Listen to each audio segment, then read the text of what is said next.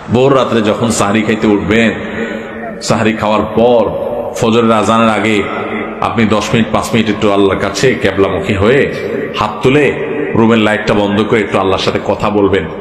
মানুষের সাথে বহুত কথা বলছেন, আল্লাহর সাথে একটু কথা বলে দেখেন। আল্লাহর সাথে কথা বলার স্বাদ আছে ভাই, অনেকে জীবনে একবারও এই স্বাদ পান নাই। একটু কথা বলে দেখেন। ভোর রাতে সাহরি খেতে উঠলে 10টা মিনিট একটু হাত তুলে কথা বলেন। কিভাবে কথা বলবেন? কথা বলবেন এইভাবে, ও আল্লাহ, কত গুনাহ আমি করেছি, কত পাপাচার আমি করেছি, মরতে আমার হবে, তোমার কাছে যাওয়া আমার লাগবে আল্লাহ। শয়তানের প্ররোচনা করেছি, এই রমজান মাস তুমি কত মানুষকে মাফ করে দাও। নবী করিম সাল্লাল্লাহু আলাইহি ওয়াসাল্লাম বলেছেন, ওয়ালিল্লাহি উতাকাউ মিনান নার ওয়া যালিকা ফি কুল্লি লাইলা।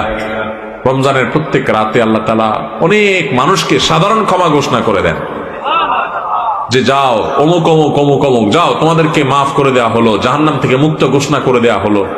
আল্লাহ কত মানুষকে আপনি সাধারণ ক্ষমা করে দিবেন। আল্লাহ আপনার সাধারণ ক্ষমা পাওয়ার জন্য কোনো যোগ্যতার দরকার হয় না, আপনি চাইলে যাকে তাকে মাফ করে দিতে পারেন। দুনিয়ার প্রেসিডেন্ট প্রধানমন্ত্রী চাইলে একটা দেশের যাকে তাকে যা খুশি তা দিয়ে দিতে পারে।